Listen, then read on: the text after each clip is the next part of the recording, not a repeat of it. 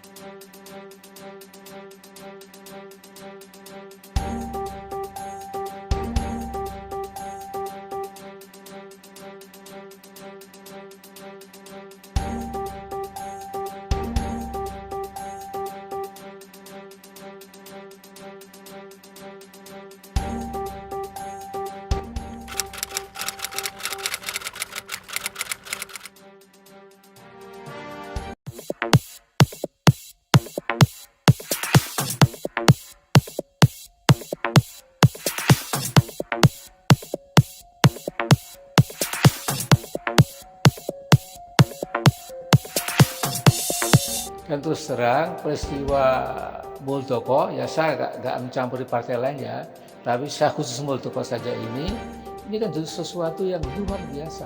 Saya tidak yakin Moeldoko seberani itu tanpa keringan atau gedipan dari lurah kita itu. Jadi sampai sekarang belum terucapkan satu patah kata pun. Semua mengatakan, baik yang tadinya mendukung Pak Jokowi pun mengatakan, ya kalau yang oposisi jelas ya, tapi yang mendukung itu mengatakan tolong itu cepat ya, dilepas dari jabatan KSP itu ya, supaya tidak mengotori rezim Jokowi itu.